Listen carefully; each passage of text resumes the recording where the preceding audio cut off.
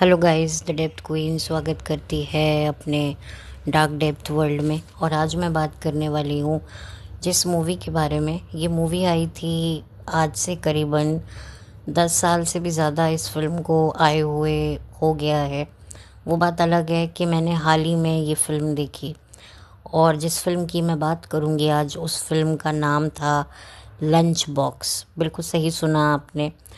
ये फ़िल्म सन 2013 में आई थी और इसमें इरफ़ान खान, नवाज़ुद्दीन सिद्दीकी और निमृत कौर थे। और इस फ़िल्म को बनाया था रितेश बत्रा ने। और ये फ़िल्म, मैं कह सकती हूँ, मैं ही क्या, सभी ने इस फ़िल्म के बारे में बहुत बातें करी हैं। इनफैक्ट लोगों का ये भी कहना है कि इरफ़ान खान के करियर की जो बहुत ही बेस्ट मूवीज़ हैं उनमें से एक ये लंच बॉक्स है। और इरफ़ान खान जब इस दुनिया को छोड़कर गए, तब जब उनको श्रद्धांजलि दी जाती थी, जब उनके काम को याद किया जाता था, तो इसमें कुछ फ़िल्मों के नाम लिए जाते थे और इस फ़िल्म का भी ज़िक्र ज़रूर आता था। इस फ़िल्म का जब ज़िक्र आता था तब मुझे लगता था कि भाई ऐसा क्या है इस फ़िल्म में जो इस फ़िल्म को इतना पसंद किया जाता है। लेकिन वही वाली बात है कि जब आपको मौका मिलना होता है तभी मिलता है। और मुझे ये फ़िल्म देखने का अभी हाल ही में मौका मिला, तो मैंने कहा मैं इस फ़िल्म को ज़रूर देखूँगी, कि मैं देखूँ तो सही कि ऐसा क्या था इस फ़िल्म में जिस फ़िल्म के लिए जो है इरफ़ान की इतनी तारीफ़ हुई। और निमृत के भी करियर की ये कुछ ही बेस्ट फ़िल्में हैं जिसमें उसके काम को पसंद किया गया, और ये फ़िल्म भी जो है एक है उसमें से। और नवाज़ुद्दीन सिद्दीकी और इरफ़ान खान, ये दोनों ही ज़बरदस्त एक्टर। तो अगर साथ में आए हैं तो जाहिर सी बात है स्क्रिप्ट कोई बहुत ही अच्छी होगी और बहुत दमदार होगी। इस फिल्म के बहुत सारे प्रोड्यूसर थे, लेकिन उसमें से एक का नाम मुझे समझ में आया क्योंकि शायद मैंने उनकी फ़िल्में देखी हैं और उनका नाम भी सुना है, और वो हैं मिस्टर अनुराग कश्यप। जी हाँ, वो भी इस फिल्म के प्रोड्यूसर थे। जो प्रोड्यूसर और थे इस फिल्म में, काफ़ी 2-3 नाम हैं, तो उनमें से एक नाम अनुराग कश्यप का भी है। तो इसकी जो कहानी है वो बहुत ही ज़्यादा यूनिक नहीं है, बल्कि कहानी को जो है बड़े इंटेलिजेंटली जो है प्रस्तुत किया है। आप लोगों ने ऐसी कहानी मिलती जुलती एक फ़िल्म आई थी 90s के एरा में, सिर्फ तुम करके, जिसमें जो लड़का लड़की एक दूसरे को चिट्ठियाँ लिखते हैं और चिट्ठी लिखते लिखते लव हो जाता है। एक वो आई थी ऐड 90s के एरा में, कोई पेन की ऐड थी जो की थी रवीना टंडन ने।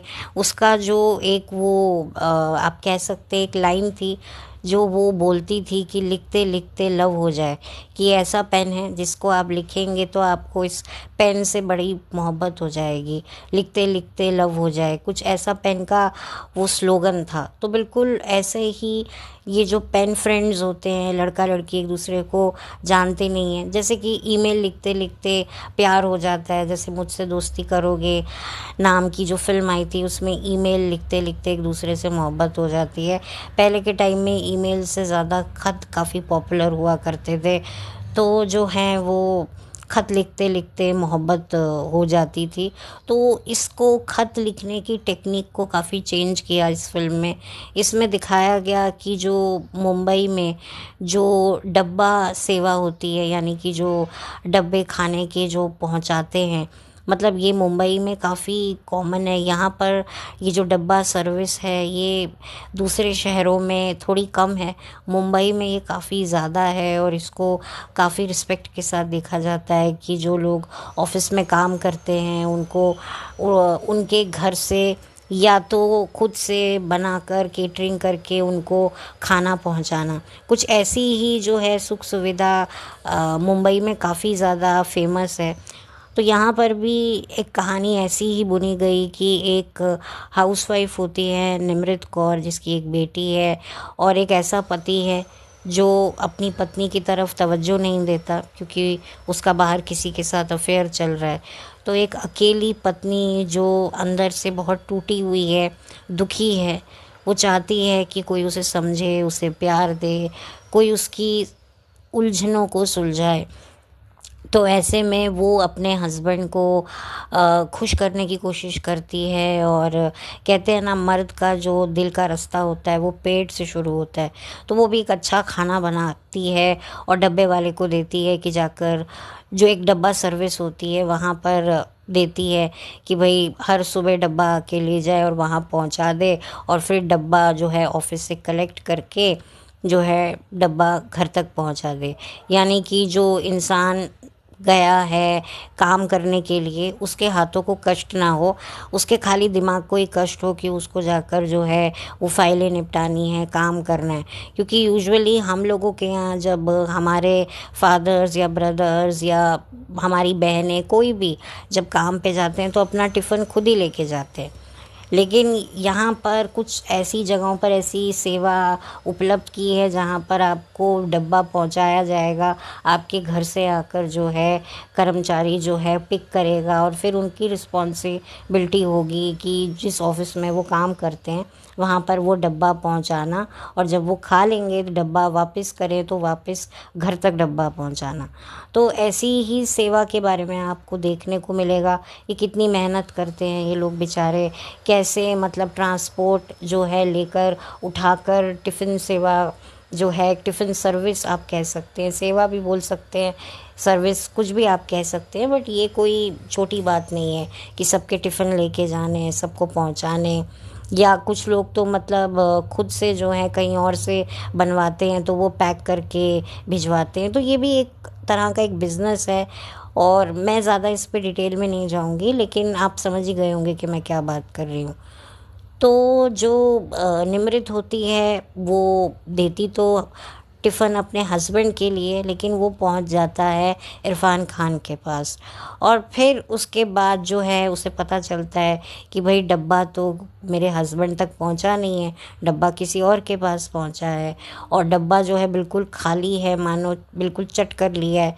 मतलब हस्बैंड से ज़्यादा तो इस अजनबी को शायद मेरा खाना पसंद आया। तो वो एक नोट थैंक यू का लिख के भेजती है, और अपना धीरे धीरे जो है ऐसे ही फिर सिलसिला शुरू होता है कि जब वो नोट लिख कर भेजती है कि भाई मैंने तो ये डब्बा अपने हस्बैंड के लिए भेजा था और आप तक पहुंच गया और आपने इसे खा लिया, आपको पसंद आया, आपका शुक्रिया। तो बस यहीं से इनका जो है वो नोट एक्सचेंज होते हैं, एक तरीके से सॉर्ट ऑफ लेटर्स टिफ़िन के अंदर जो हैं वो एक्सचेंज होने शुरू हो जाते हैं। उधर जो इरफ़ान खान है वो एक अकेले हैं, उनकी पत्नी की कई साल पहले डेथ हो चुकी है, कोई औलाद नहीं है, बढ़ती उनकी उम्र है। तो वो अकेलापन तन्हाई महसूस कर रहे हैं, और उनकी वही मोनोटनस सी लाइफ है कि काम से घर, घर से काम। तो बस ऐसे में उनका भी जो है एक तरीके से मॉरल जो है वो डाउन ही रहता है। उनको कुछ समझ नहीं आता है कि भाई मैं क्या कर रहा हूँ, किस लिए कर रहा हूँ, क्यों जी रहा हूँ। लेकिन जब उनकी निमृत कौर से ये नोट एक्सचेंज होने लगते हैं तो धीरे धीरे उनके अंदर भी एक कॉन्फिडेंस आने लगता है, और ज़िंदगी को देखने का एक नज़रिया जो है वो थोड़ा अलग होने लगता है। क्योंकि क्या होता है ना, ये एक इंसान की फितरत होती है कि उसको कहीं से भी थोड़ा सा प्रेज़ मिलने लगता है तो उसको थोड़ा सा कॉन्फिडेंस आता है कुछ करना और भी ज़्यादा अपने आप को साबित करना। जैसे फॉर एग्ज़ाम्पल कि अगर कोई मुझसे कहे कि भाई तुमने मुझे जो सहारा दिया, समझाया, उससे मुझे जो है बहुत मोटिवेशन मिला, तो अगली बार मैं उस इंसान को जब दोबारा मेरी ज़रूरत पड़ेगी तो मैं और भी अच्छे से उसको इमोशनली हेल्प करूँगी, क्योंकि कहीं ना कहीं उसने मेरे पे भरोसा किया है, मुझ पर जो है विश्वास जताया है। और एक कहीं ना कहीं एक इंसान के अंदर, हर इंसान के अंदर खुद को साबित करने की एक चुल होती है, और बहुत बुरी तरीके से कुछ लोगों को होती है, कुछ लोगों को कम लेवल की होती है।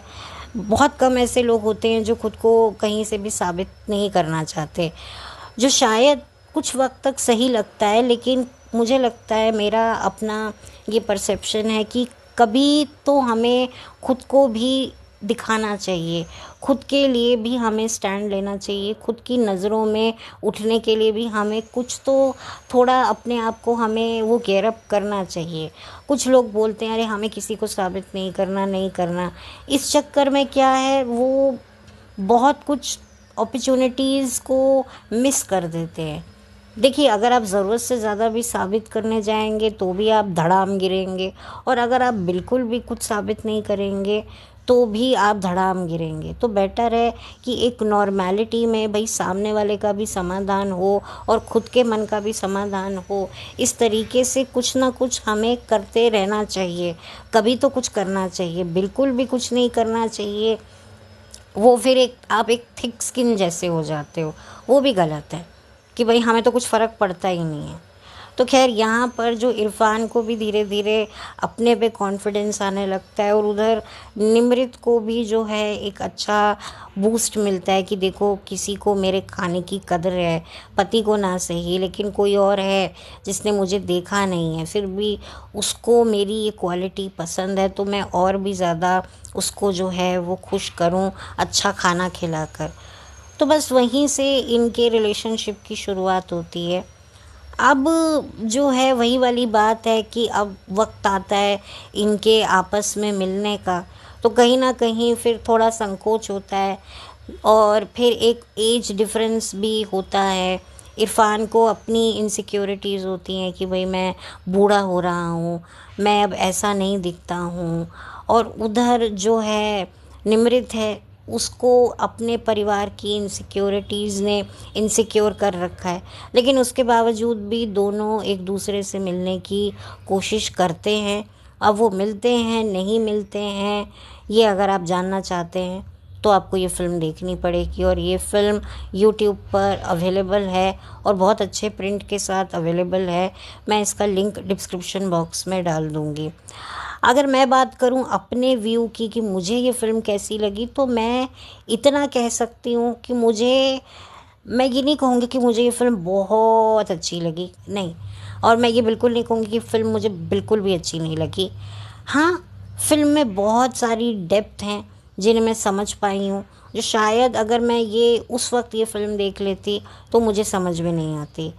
लेकिन हाँ, इस फ़िल्म में कुछ स्ट्रॉन्ग पॉइंट्स हैं जिसकी वजह से ये फ़िल्म चली।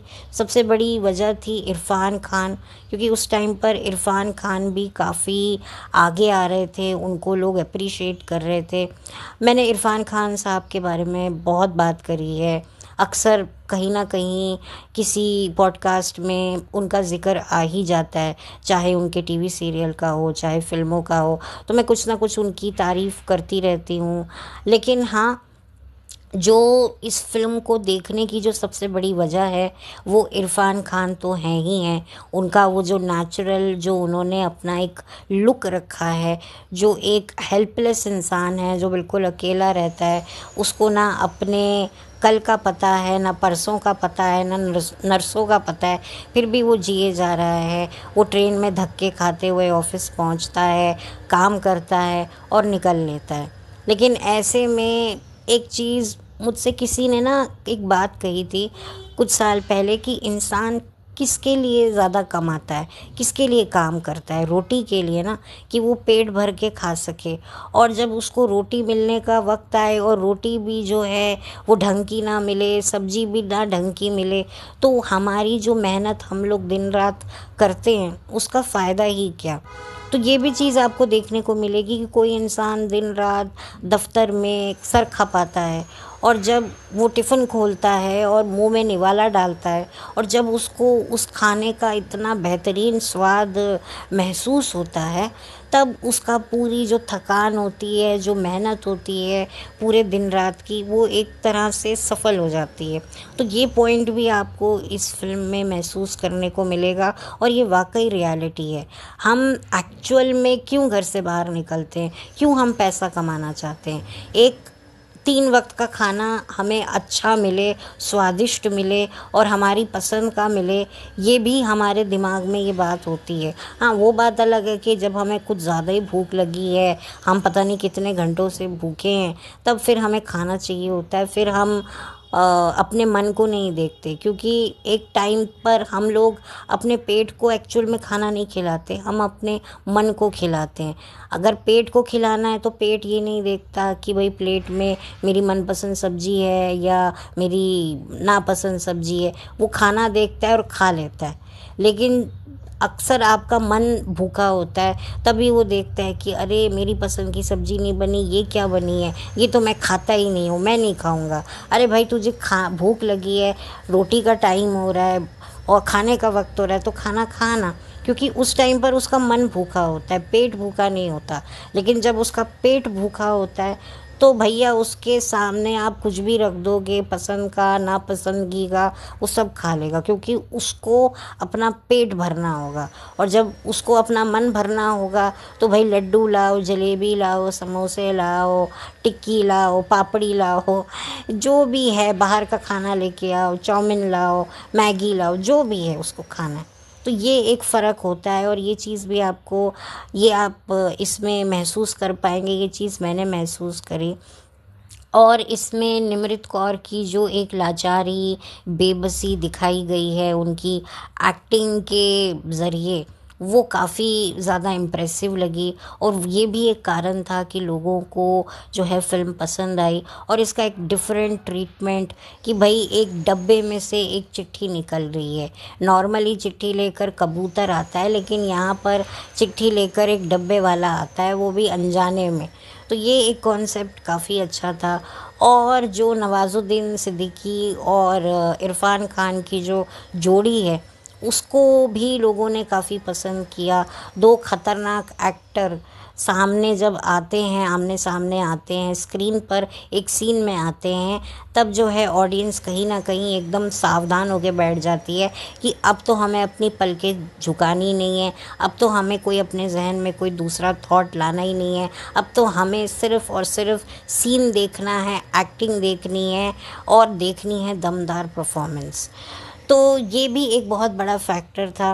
फ़िल्म में कोई गाने नहीं हैं, और अच्छी बात है। फ़िल्म जो है वो 2 लैंग्वेजेस में साइमल्टेनियसली चलती है, इंग्लिश में और हिंदी में। इरफ़ान खान के जो नोट लिखे हुए हैं, जो वो चिट्ठियों को अपनी पढ़ते हैं, वो इंग्लिश में ही उन्होंने लिखी हैं ज़्यादातर। बाकी पिक्चर हिंदी में है, तो थोड़ा इसमें इंग्लिश का भी प्रयोग किया गया है। और सबसे अच्छी बात यह है कि इस फिल्म में इरफ़ान खान और निमृत कौर, जो इस फिल्म के हीरो हीरोइन हैं, उनका आमना सामना पूरी फिल्म में नहीं होता। इरफ़ान खान दूर से ही निमृत को बैठे हुए देखते हैं, लेकिन वो उनके पास नहीं जाते, कोई आई टू आई कांटेक्ट दोनों के बीच में नहीं दिखाया गया है। अब वो पूरी पिक्चर में दिखेगा नहीं दिखेगा, ये अगर आप जानना चाहते हैं तो आपको फ़िल्म देखनी पड़ेगी। बट ओवरऑल ये काफ़ी अच्छी चीज़ लगी कि हीरो हीरोइन का कोई आमने सामने बैठकर कोई डायलॉग नहीं है, जो भी है वो एक नोट के बेसिस पर बात है, और दोनों एक दूसरे की ज़िंदगी के बारे में जानते हैं। इरफ़ान खान जानते हैं कि ये एक बच्चे की माँ है, शादीशुदा हैं, और इनके हस्बैंड का अफेयर चल रहा है। इनफैक्ट शुरू में तो इरफ़ान खान उनको बताते हैं कि भाई अपनी मैरिज को अगर बचाना है तो दूसरा बच्चा प्लान कर लो, ये कर लो। लेकिन धीरे धीरे जाहिर सी बात है, इरफ़ान को निमृत से एक अटैचमेंट हो जाती है। एक इंसान ज़िंदगी में, हमें हर इंसान को ना ये ख्वाहिश रहती है कि उसकी लाइफ में कोई ऐसा शख्स हो जो उसे सुने, उसे समझे, उसके लिए बहुत कुछ करे। एटलीस्ट वो करे जो कहीं ना कहीं कोई उसके लिए नहीं कर पा रहा है, ये एक होता है। तो ये चीज़ ऐसे लोगों को काफ़ी खलती है जिनकी ज़िंदगी में एक अलग तरीके का अकेलापन है। जो निमृत कौर है, उसकी ज़िंदगी में तो देखा जाए सब कुछ है, पति भी है, बच्चा भी है, उसकी खुद की भी फैमिली है, मदर है, मदर की लाइफ में भी प्रॉब्लम्स हैं, जो भी है, लेकिन उसके बावजूद भी वो अकेली है। और इधर इरफ़ान खान बाहर से भी अकेला है, क्योंकि कोई फैमिली में नहीं है उसके, और अंदर से भी अकेला है। अब ऐसे में आपको लग सकता है कि निमृत अपने हस्बैंड के साथ चीट कर रही है, वो सही नहीं कर रही है, आपको ये भी लगेगा, बिल्कुल ये बात सच है।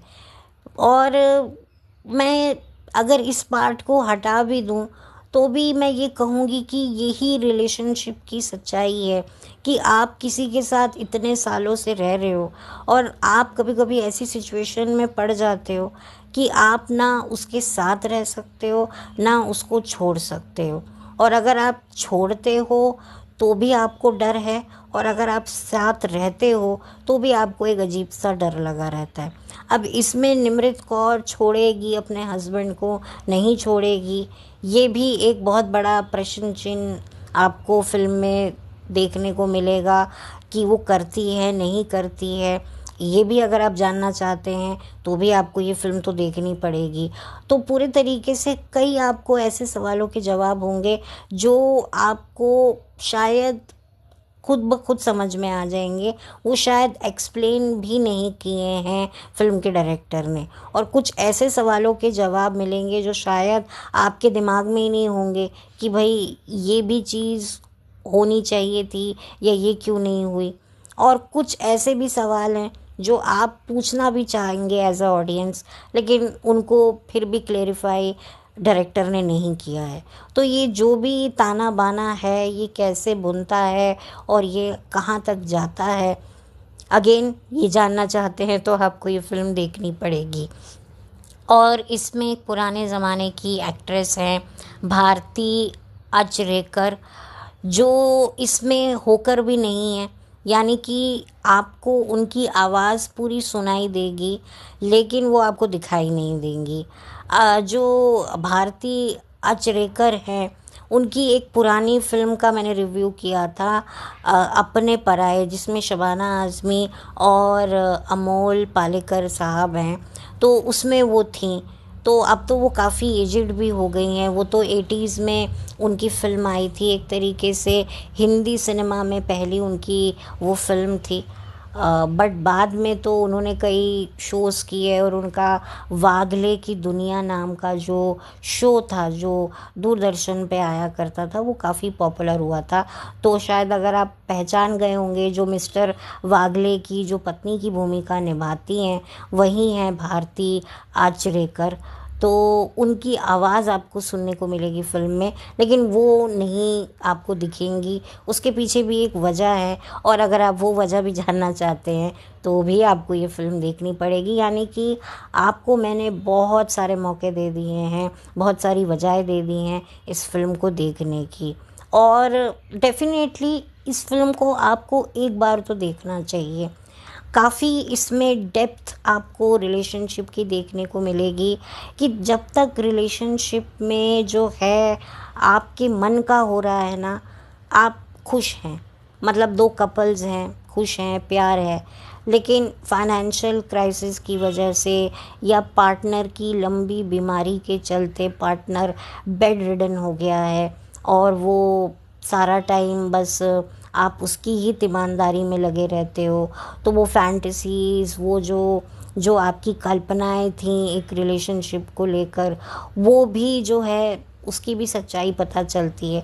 क्योंकि जब तक एक रिलेशनशिप में टफ़ टाइम नहीं आता उसकी रियलिटी पता नहीं चलती है। और यहाँ पर यही दिखाया गया है कि जब तक रिलेशनशिप टफ़ टाइम नहीं देखता तब तक वो मज़बूत नहीं बनता। बट कभी कभी कुछ ऐसे भी रिश्ते होते हैं जो टफ़ टाइम में मज़बूत क्या बिल्कुल ही चकनाचूर हो जाते हैं, और कुछ ऐसे रिश्ते होते हैं जो बाहर से आपको मज़बूत दिख रहे होते हैं पर अंदर से वो ख़त्म हो चुके होते हैं। और उसका पता तब चलता है जब दोनों पार्टनर में से एक पार्टनर की डेथ हो जाती है, और ख़ास तौर पे उस पार्टनर की डेथ हो जाती है जो काफ़ी लंबी बीमारी से पीड़ित था, जिसकी आप देखभाल कर रहे थे। क्योंकि उसके चले जाने के बाद आपकी ज़िंदगी में भले ही कुछ वक्त के लिए एक वैक्यूम ज़रूर आ जाता है, लेकिन कहीं ना कहीं आप सोचते हो कि भाई ऐसे रिश्ते में था क्या, बस वही था कि भाई उसकी ही सारा दिन चाकरी करो, उसको ही आगे पीछे घूमो, खिलाओ, कभी दवाई खिलाओ, कभी खाना खिलाओ, कभी उसको नहलाओ धुलाओ, बाथरूम कराओ, उसका सब जो भी है बेड वेड पे करो। तो यही लाइफ थी क्या, यही प्यार था? कई लोग ये भी देखते हैं, मैंने देखा है कि औरतें बहुत ज़्यादा अपने हस्बैंड की लंबी बीमारी में उनका साथ तो देती हैं, सब कुछ करती हैं, हस्बैंड है, करना भी चाहिए, लेकिन वही वाली बात है कि फिर उनकी ज़िंदगी इसी में ही बीत जाती है। तो ये भी एक रियलिटी है। ये प्यार मोहब्बत जितना बाहर से खूबसूरत दिखता है, एक्चुअल में इसकी बदसूरती भी है जो आपको दिखती है। जैसे कि कोई खूबसूरत इंसान है, आपको बहुत खूबसूरत लग रहा है, लेकिन कुछ हादसे में उसका चेहरे की चमड़ी उतर जाती है, और जब चमड़ी उतरती है तो क्या दिखाई देता है? हड्डियाँ, मांस, वेन्स, खून। तो आपको उस पर क्या मोह आएगा? तो आप समझ ही गए होंगे कि मैं क्या कह रही हूँ। मैं ये नहीं कहती कि अगर आपका पार्टनर बेड रिडन हो गया है तो उसको छोड़ दो, या उसको जो है लुक आफ्टर मत करो, लेकिन मैं आपको ये बता रही हूँ कि कई लोग छोड़ भी देते हैं, वो भी गलत है। और कुछ लोग ऐसे भी होते हैं जो छोड़ते नहीं हैं, लेकिन अंदर ही अंदर कुड़ के करते हैं, वो भी गलत है। और कुछ लोग ऐसे होते हैं जो अपने पार्टनर के जाने के बाद कहीं ना कहीं, उस वक्त तो उनको कोई फील नहीं होता बुरा, लेकिन जब वो इस दुनिया से जाता है तब कहीं ना कहीं दिल के किसी कोने में एक राहत होती है कि हश, अब जो है, अब मुझे कोई आवाज़ नहीं देगा, अब मुझे किसी को नहलाना नहीं है, अब मुझे ये नहीं करना है। और कुछ लोग ऐसे भी होते हैं जो मतलब उस चीज़ को भी अपनी ज़िंदगी में ना होते देखकर ट्रॉमेटाइज हो जाते हैं कि अरे यार, मेरे पास तो कोई काम ही नहीं है, अरे अब मैं क्या करूँ, मैं तो बिल्कुल फ्री हो गई, क्योंकि फ्री हो गया। क्योंकि जो आपका पार्टनर होता है, जो बेड रिडन होता है, आप 24 घंटे, आपकी जो लाइफ है वो उसी के इर्द गिर्द घूमती है। जैसे छोटा बच्चा होता है, जब बच्चा पैदा होता है, माँ कैसे उसके आगे पीछे घूमती है, अरे इसने पॉटी कर दी, अरे इसने सूसू कर दिया, अरे इसको सुलाना है, अरे इसको दूध पिलाना है। और जैसे ही वो बच्चा बड़ा होकर जब स्कूल जाता है तो मदर्स को समझ ही नहीं आता है हम करे तो करे क्या। उनको मतलब वक्त इतना लंबा लगता है कि अरे मेरे पास तो कोई काम ही नहीं है, क्योंकि उनका सब कुछ वो उसमें दे देते हैं। तो ये भी एक रियलिटी है। यू नो, मैंने ऐसी सिचुएशंस देखी हैं अपने आसपास, और कहीं ना कहीं यही वजह है कि मैं इस मूवी से कुछ हद तक जो है वो रिलेट कर पाई हूँ। क्योंकि इसीलिए मैं कहती हूँ, प्यार मोहब्बत, ये जो लफ्ज़ हैं, ये आर्टिकल्स में, उपन्यास में, मैगज़ीन्स में, फिल्मों में, टीवी सीरियल में, हर मतलब इन्हीं जगह पर अच्छे लगते हैं। बट रियल में जब इनके टफ टाइम आता है ना, तभी पता चलता है कि कितना प्यार था, कितना मोहब्बत थी, कितनी ईमानदारी थी, कितनी डेप्थ थी, वो सब दिखाई देती है। क्योंकि हमारी जो बाहर की दुनिया है, जो हम बर्ताव करते हैं, और जो अंदर की दुनिया है, जो हम महसूस करते हैं, वो उसमें ज़मीन आसमान का फ़र्क होता है। बाहर से तो हम सब करते हैं, पर अंदर से हमारे क्या भाव चल रहे हैं, क्या इंटेंशन चल रहा है, वो भी बहुत मैटर करता है। तो ये सारी बातें मैंने तो इस फ़िल्म को देखकर महसूस करी। हो सकता है आपको इससे भी ज़्यादा कुछ चीज़ें समझ आएँ जो मुझे नहीं आई हैं, क्योंकि सबके अपने एक्सपीरियंस होते हैं।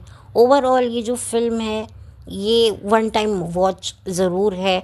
और अगर आप इरफ़ान खान के फ़ैन हैं, जबरे वाले फ़ैन हैं, तो आपको ये फ़िल्म देखनी चाहिए। और निमृत कौर, जो कि जिन्हें मैं अंडररेटेड एक्ट्रेस मानती हूँ, तो आपको इस फ़िल्म को देखकर लगेगा कि क्यों मैं उनको अंडररेटेड एक्ट्रेस कहती हूँ। क्योंकि वाकई उन्होंने अपने परफॉर्मेंस में जो है एक, मतलब कहीं ना कहीं हर औरत को निमृत के कैरेक्टर से कहीं ना कहीं वो खुद को रिलेट कर पाएंगी, मुझे जहाँ तक लगता है। और नवाजुद्दीन सिद्दीकी के बारे में क्या कहूँ, रियल लाइफ में वो कैसे भी हों मुझे नहीं पता, लेकिन पर्दे पर तो उनको अपना काम बखूबी करना आता है। और मतलब डिसअपॉइंट तो वो कभी नहीं करते जब भी वो स्क्रीन पर आते हैं, चाहे वो कॉमेडी हो, सीरियस हो या विलन हो। हर किरदार में नवाजुद्दीन सिद्दीकी ने खुद को साबित ही किया है। और जो एक्टर, मैं उसी को एक्टर एक अच्छा मानती हूँ जब वो एक्टिंग करे तो पता ही ना चले कि वो एक्टिंग कर रहा है। तो ये एक सबसे बड़ी स्पेशलिटी मुझे लगती है इन थिएटर आर्टिस्ट की, जो जैसे कि इरफ़ान खान भी थिएटर आर्टिस्ट हैं, नवाजुद्दीन सिद्दीकी भी थिएटर आर्टिस्ट रह चुके हैं, कि इनकी ये सबसे बड़ी क्वालिटी होती है, जब ये एक्टिंग करते हैं ना तो लगता ही नहीं है कि एक्टिंग कर रहे हैं, ये लग रहा है बिल्कुल असली में ये दुखी हैं। तो ये सबसे बड़ी इनकी जो ताकत है, और यही ताकत मुझे बहुत अच्छी लगती है इनकी। और डेफ़िनेटली इरफ़ान खान सर के लिए तो बुरा लगेगा ही, क्योंकि उनकी करियर की कुछ बेहतरीन चुनिंदा फ़िल्मों में से ये एक है। और वाक़ई आप जितने भी जो सिंगल मर्द हैं या कुंवारे मर्द हैं या ऐसे मर्द हैं जिनकी बीवियाँ इस दुनिया छोड़ के जा चुकी हैं, जो अकेले रहते हैं, वो मर्द इस कैरेक्टर से काफ़ी ज़्यादा रिलेट कर पाएंगे। कहीं ना कहीं बिल्कुल आप कह सकते हैं कि रियलिटी को छू कर निकली है ये फ़िल्म, रियलिटी को छू कर बनाई हुई ये फ़िल्म है, और अच्छी फ़िल्म है। मैं इसे बहुत बहुत अच्छी नहीं बोलूँगी, मैं अपना ऑनेस्ट रिव्यू रखूँगी। ये फ़िल्म अच्छी है, डिसेंट है, इसमें किसी भी तरह का कोई न्यूडिटी या ऐसी कोई भी अभद्र चीज़ नहीं दिखाई है, आप देख सकते हैं। अब फैमिली के साथ तो शायद आप ना देखें, क्योंकि फैमिली ये लव स्टोरी, ये प्रेम पत्र, आई डोंट नो वो क्या सीखेंगे या क्या वो सोचेंगे या क्या महसूस करेंगे। हाँ, अकेले में आप ये फ़िल्म देख सकते हैं, कोई दिक्कत नहीं है। अगर आप ये फ़िल्म देख रहे हैं, ऊपर से कोई आ गया, तो आपको अनकंफर्टेबल होने की ज़रूरत नहीं है कि भाई इसमें कोई ऐसा वैसा सीन आ रहा है, आप आगे कर रहे हो। कई बार होता है ना, हम देख रहे होते हैं, कोई ऊपर से घर में कोई आ जाता है तो हम पॉज कर देते हैं, या हम आगे स्क्रॉल कर रहे होते हैं तो कोई आ जाता है, अरे भाई क्या आगे कर रहे हो। तो ये नहीं है, आप आराम से देख सकते हैं, कोई ऐसी दिक्कत की बात नहीं है। और इस लंच बॉक्स को डेफिनेटली मैं चाहूँगी, आई डोंट नो मुझे बोलना चाहिए नहीं बोलना चाहिए, पर इस तरह के जो लंच बॉक्सेस अगर सबकी ज़िंदगी में सबको मिलने लगे, तो मैं सोचती हूँ क्या होगा। ये एक बहुत बड़ा ख़तरा भी हो सकता है और बहुत अच्छा भी हो सकता है। हर चीज़ के अपने अपने फ़ायदे होते हैं, अपने अपने नुकसान होते हैं। तो खैर, ये तो एक छोटा सा एक मजाक करने की मैंने कोशिश करी, आई डोंट नो मैं कितनी कामयाब हुई हूँ। बट इस फ़िल्म को आप देखिए और ज़रूर बताइएगा।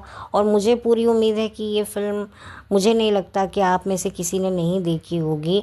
मैं ही शायद कुछ चंद जो है बदनसीबों में से थी जिन्होंने ये फ़िल्म नहीं देखी।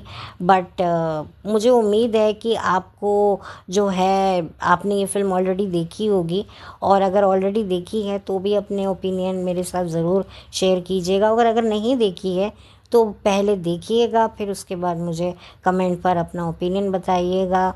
और बस ये फ़िल्म 1 घंटे और शायद 40 मिनट के आसपास, ये 1 घंटा 40 मिनट के आसपास ये फ़िल्म है। कोई बहुत बड़ी ये फ़िल्म नहीं है, और आप इन्जॉय कर सकते हैं। और बताइएगा आपको कैसी लगी ये फ़िल्म।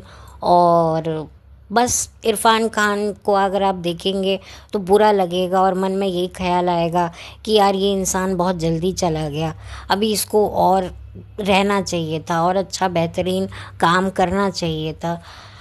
तो खैर, इसी के साथ, इसी अफ़सोस के साथ बहुत जल्दी मिलूँगी आपसे एक नए वीडियो के साथ। तब तक के लिए thank you so much, have a blessed day, bye, take care, thank you.